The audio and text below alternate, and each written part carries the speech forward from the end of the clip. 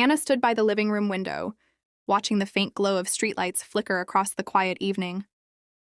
The sky outside was slipping into twilight, turning the room into a half-lit space filled with long shadows. She didn't turn on the lamp. Somehow, the dimness felt more honest than brightness. It matched the heaviness settling in her chest. On the coffee table lay Michael's phone, an object so ordinary, yet tonight it looked like a stranger had left it behind. For months he had kept it close, almost glued to his hand. He took it with him to the shower, to the balcony, even when he stepped into another room for just a minute. But tonight he had forgotten it after rushing into the bathroom, careless, unusual, suspicious. Anna's fingers hovered near the device but didn't touch it. A conflict raged inside her. She valued privacy. She respected boundaries. For 8 years of marriage, she had never once felt the need to check his messages. They shared everything: meals, mornings, family plans, inside jokes, and trust. Trust had always been the quiet, steady foundation beneath their life. So why now did she feel the ground shifting? Anna took a breath, trying to calm her racing thoughts. Lately, Michael had been distant. His mind felt unreachable, as though he was physically home but emotionally elsewhere. Late nights at work became his new normal. His smiles grew shorter.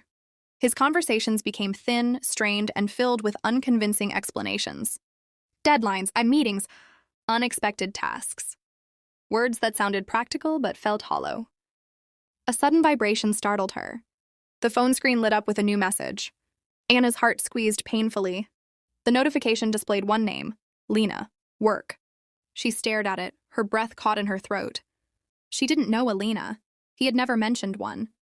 Yet she had heard this name before, recently, repeatedly and woven casually into his sentences. Too casually. Like a practiced habit, Anna stepped back from the table. Was she imagining things? Was this simple jealousy or intuition? She wanted to believe she was overreacting. She wanted to trust him the way she always had. But her instincts whispered a truth she didn't want to hear. She sank onto the couch, pressing her palms to her knees. Silence wrapped around the room, heavy and cold. For the first time in years, she felt like a stranger in her own home. When Michael finally came out of the bathroom, smiling as if nothing was wrong, Anna lifted her eyes to him, and something inside her knew their life was already beginning to crack. The clock on the wall ticked past 11. Anna sat at the kitchen table, hands wrapped around a cup of cold tea. The apartment was silent, almost oppressively so. Every tick of the clock seemed louder than the last, marking each minute of Michael's absence. He had promised to be home by 8, maybe 9 at the latest. Now, the quiet itself felt accusatory, almost as if it knew what she feared. She tried calling him again, but each ring went to voicemail. His phone, unreachable. Her chest tightened with anxiety. What if she was overreacting? What if it was just work, another late meeting, nothing more? But deep down, a voice whispered that she already knew the truth.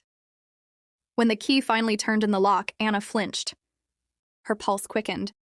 She didn't move from the kitchen, staying in the shadows as if her silence could make the confrontation less painful. Michael entered. Hair damp from the shower, shirt wrinkled. A faint scent of perfume lingering in the air. Not hers. That subtle, unfamiliar scent immediately set her nerves on edge.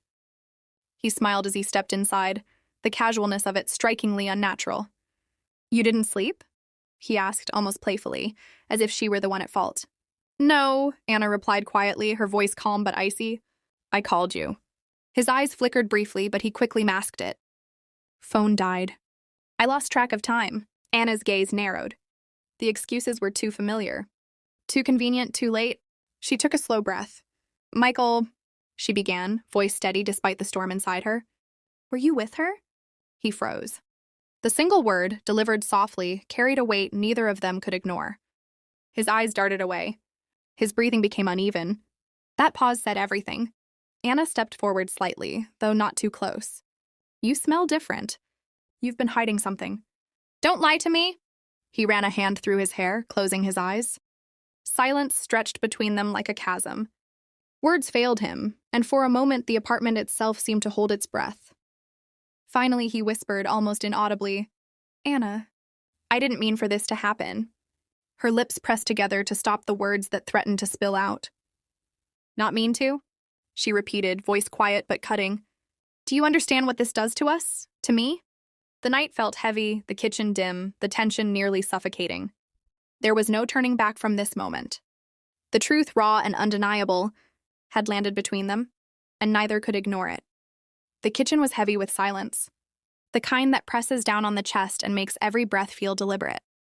The faint smell of cold tea lingered in the air, but there was something else too. The intangible scent of tension, regret, and unspoken truths. Michael sat at the table, hunched forward, head bowed, as though hiding from his own reflection in the window pane. Across from him, Anna stood, one hand resting on the back of a chair, trying to keep her voice steady even as her heart raced. "Anna," Michael started, but his words faltered. He ran a hand through his hair, tugged at the collar of his shirt, tried to find the right phrase, the right apology. Nothing came. "Start with the truth," Anna said quietly, cutting through the thick, suffocating air. "Say what needs to be said. Don't try to soften it. Don't try to protect me from it." Michael lifted his eyes, and she saw the guilt etched across his face. Not anger, not defensiveness, but deep, unshakable shame. "It was a mistake," he admitted finally. "I didn't plan it. I didn't want it. It just happened." Anna took a slow, deliberate breath, forcing herself to stay calm. "A mistake?" she repeated, her voice low and sharp. "Do you realize what that word means to me? You don't get to call it a mistake. You made a choice. You broke us." He bowed his head again, words failing him. "I was lost. Work was stressful. We weren't talking. I don't know why I let it happen." "You don't know?" Anna's voice grew quieter but fiercer. "Do you know what it feels like to watch the person you love smile for someone else? To feel your trust, built over years, shatter in an instant?" Michael's throat tightened. He closed his eyes. "I love you. That hasn't changed. It means nothing compared to what I did. I want to make it right." Anna's heart ached, but she held her ground. "Right? There's nothing you can do to undo it. You've chosen someone else, and now you have to live with that." "I have to live with that. And right now, I don't even know if you can earn my trust back." The kitchen seemed smaller, the walls closing in around them. The weight of the confession hung heavy, thick as fog. For the first time in years, the silence between them wasn't just a pause. It was a chasm. And on the other side, both of them could see the pieces of their life scattered on the floor. The first light of dawn seeped gently through the apartment's curtains, painting the room in soft shades of gold and pale blue. A suitcase sat by the door, half-packed, its handle upright like a silent signal of what was about to happen. Anna zipped it slowly, her hands steady despite the storm of emotions inside her. This was not just a trip. It was a departure from the life she had known, a deliberate step toward herself. The apartment was unusually quiet. The familiar hum of morning, Michael turning on the radio, the clatter of cups, the chatter of routine, was gone. He sat on the sofa, shoulders hunched, head tilted slightly downward, eyes fixed on the floor. When he noticed Anna moving toward the door with her suitcase, a flicker of desperation crossed his face. "Anna," he said, voice rough, strained.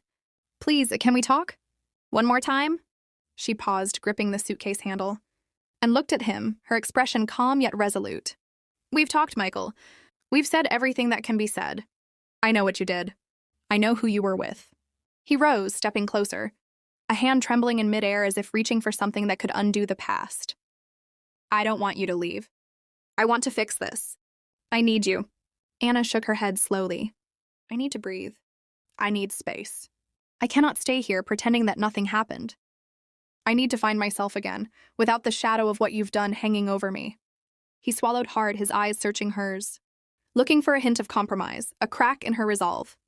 But she remained firm, grounded in the difficult clarity she had fought to reach. "You're asking me to walk away," he whispered. "But will you ever come back?" Anna bent slightly, as if to meet his gaze more fully.